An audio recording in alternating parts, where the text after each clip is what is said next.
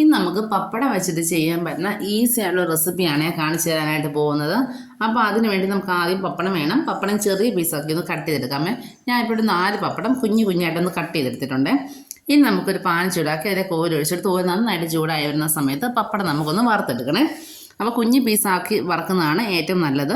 അപ്പോൾ അതിനു വേണ്ടിയാണ് ഞാൻ ചെറിയ പീസാക്കി എടുത്തത്. അപ്പോൾ ഇങ്ങനെ നമുക്കിതെല്ലാം ഒന്ന് നന്നായിട്ട് ഫ്രൈ ചെയ്ത് മാറ്റിയെടുക്കാമേ. 3-4 തവണയായിട്ടിട്ട് ഫ്രൈ ചെയ്തെടുത്താൽ മതിയാകുമേ. ഇനി നമുക്കിതിലേക്ക് വേണ്ടത് ഒരു സവാള, പിന്നെ ഒരു പച്ചമുളക് ചെറുതായി കട്ട് ചെയ്ത്, ഒരു വറ്റൽമുളക്, കുറച്ച് കറിവേപ്പില, ഇത്ര ഞാൻ എടുത്തിട്ടുണ്ട്. പപ്പടം കാച്ചി ആ സെയിം എണ്ണയിൽ തന്നെ നമുക്കിതൊന്ന് വഴറ്റിയെടുക്കാവുന്നതാണ്. ഇത്രയും ചേർത്ത് കൊടുത്തിട്ട് നമുക്ക് നന്നായിട്ട് ആദ്യം ഒന്ന് വഴറ്റിയെടുക്കണേ.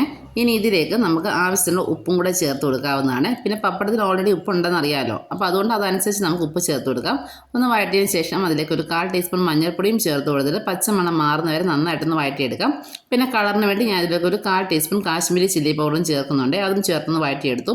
പിന്നെ സവാള വഴറ്റിയ സമയത്ത് ഇഞ്ചി വെളുത്തുള്ളി പേസ്റ്റ് ചേർക്കാൻ ഞാൻ വിട്ടു പോയിട്ടുണ്ടായിരുന്നു. അപ്പോൾ ഈ ഒരു ടൈമിൽ ഒരു 1/2 ടീസ്പൂൺ ഇഞ്ചി വെളുത്തുള്ളി പേസ്റ്റും കൂടെ ഞാൻ ചേർത്ത് കൊടുത്തിട്ടുണ്ട്. അതും ചേർത്ത് നന്നായിട്ടൊന്ന് വഴറ്റിയെടുക്കാം. ഇനി ഇതിലേക്കൊരു 1/4 കപ്പ് അളവിൽ തേങ്ങ ചിരവിയത് ചേർത്ത് കൊടുത്തിട്ട് നന്നായിട്ടൊന്ന് മിക്സ് ആക്കി എടുക്കണേ. തേങ്ങയുടെ പച്ചമണം മാറുന്നവരെ നമുക്കൊന്ന് വഴറ്റിയെടുക്കണേ. ഇനി ഇതിലേക്ക് ചതച്ച മുളക് ഒരു 1/2 ടീസ്പൂൺ ചേർത്ത് കൊടുക്കുന്നുണ്ട്. അതും കൂടെ ചേർത്തിട്ട് വീണ്ടും നന്നായിട്ടൊന്ന് മിക്സ് ആക്കി എടുക്കാം. ഇനി നമുക്കിതിലേക്ക് വറുത്ത് വെച്ചിട്ടുള്ള പപ്പടവും കൂടെ ചേർത്ത് കൊടുക്കാമേ. എന്നിട്ട് വീണ്ടും നന്നായിട്ട് മിക്സ് ആക്കി എടുക്കാം. അപ്പോൾ ഇത്രയേ ഉള്ളൂ നമ്മുടെ റെസിപ്പി എന്ന് പറയുന്നത്. ഈ ഒരു റെസിപ്പി ചെയ്തെടുക്കേണ്ടത് നമ്മൾ എപ്പോഴാണോ ചോറ് കഴിക്കാനായിട്ട് പോകുന്നത് ആ ഒരു ടൈമിൽ മാത്രമേ നമ്മൾ ഈ ഒരു റെസിപ്പി ചെയ്തെടുക്കാവൂ. നേരത്തെ ചെയ്ത് വെച്ച് കഴിഞ്ഞാൽ നമ്മുടെ ഈ പപ്പടമൊക്കെ അങ്ങ് സോഫ്റ്റ് ആയിട്ട് പോകുമേ. അപ്പോൾ അതുകൊണ്ട് അത് മാത്രം ഒന്ന് ശ്രദ്ധിക്കുക. അപ്പോൾ ഇത് നമുക്ക് ചോറിനാണെങ്കിലും കഞ്ഞിക്കാണെങ്കിലും ഒക്കെ കഴിക്കാൻ പറ്റിയ നല്ലൊരു കോമ്പിനേഷനാണ്. അപ്പോൾ എല്ലാവരും ഒന്ന് ട്രൈ ചെയ്ത് നോക്കുക. ട്രൈ ചെയ്ത് നോക്കിയിട്ട് ഫീഡ്ബാക്ക് അറിയിക്കുക. റെസിപ്പി ഇഷ്ടമായ ലൈക്ക് ചെയ്യാനും ഷെയർ ചെയ്യാനും, പിന്നെ നമ്മുടെ ചാനലിലെ വീഡിയോ സബ്സ്ക്രൈബ് ചെയ്ത് കാണുന്ന കൂട്ടുകാരാണെങ്കിൽ ഒന്ന് സബ്സ്ക്രൈബ് ചെയ്ത് സപ്പോർട്ട് ചെയ്യണേ.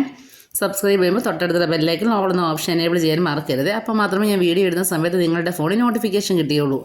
അപ്പോൾ നമുക്ക് വീണ്ടും നല്ല നല്ല റെസിപ്പിയുമായിട്ട് കാണാം. അതുവരേക്കും ബൈ. Thank you.